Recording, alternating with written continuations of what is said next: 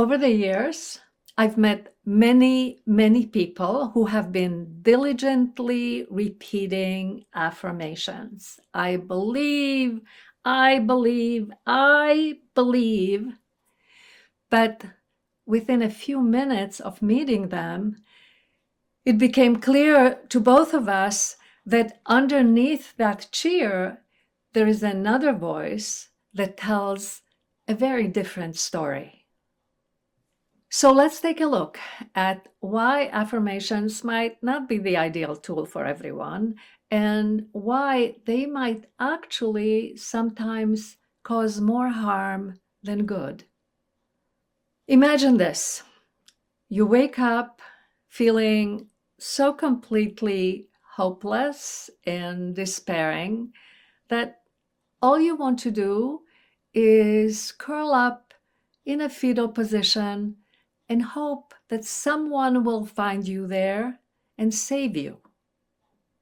But instead of quietly sitting with that frightened, hopeless part of you and finding out what she needs, what you do is you paste on a cheerleader's grin and chant, "I'm strong, I'm happy, I've got this."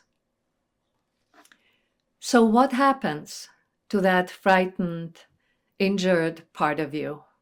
Does she disappear? She doesn't. She recedes even further into the shadows. She burrows deeper into the cells and tissues, and she waits for another way, another opportunity to be seen and heard. And that other opportunity might show up, might be expressed as a hormonal imbalance, emotional numbness, or exhaustion, or any number of physical symptoms. Because it takes a tremendous amount of energy to keep the truth squashed. So that's what affirmations can do. They can dress up pain in bright colors, but beneath all that, those hurt part of us, those injured voices fester, and they show up, as I said, as any number of physical symptoms. Now, the good news is that in the Fertile Heart practice, we welcome those voices.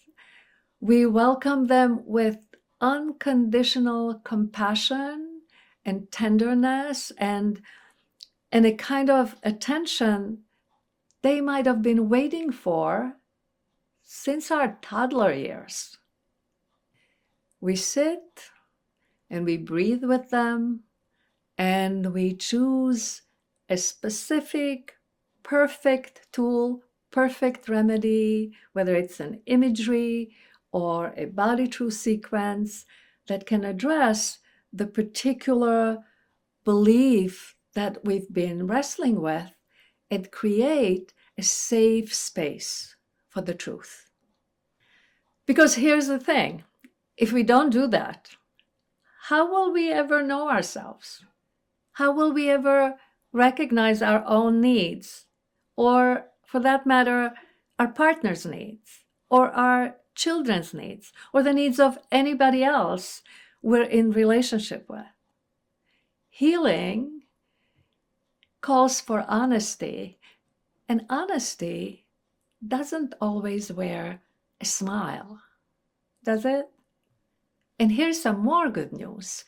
In the Fertile Heart Ovum approach, we welcome all our emotions, anger, frustration, despair, hopelessness, especially those difficult emotions, as carrying a spark of the life force.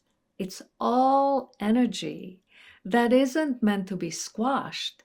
It's meant to be harnessed so that we can use it to feed the gestation of this next, more engaged, more vital, more generous, more self-loving version of ourselves. And with the Fertile Heart tools, that happens spontaneously. We don't need to force it. It becomes a spontaneous conception. So, no, we don't rely on affirmations in the Fertile Heart Oven practice. Instead, we honor the complexity and the mystery of being human and of the creation of life. We don't try to talk ourselves out of our pain. Instead, we allow it to lead us toward the next and the next guidepost on this scenic road to motherhood, to parenthood, and we become more and more engaged with our own healing. We become partners with the creative force, and when that happens, that can be more powerful than any affirmation could possibly be. Thank you for watching. Don't forget to press the subscribe button below. Send us any questions at info@fertileheart.com, and I'll see you in the next video.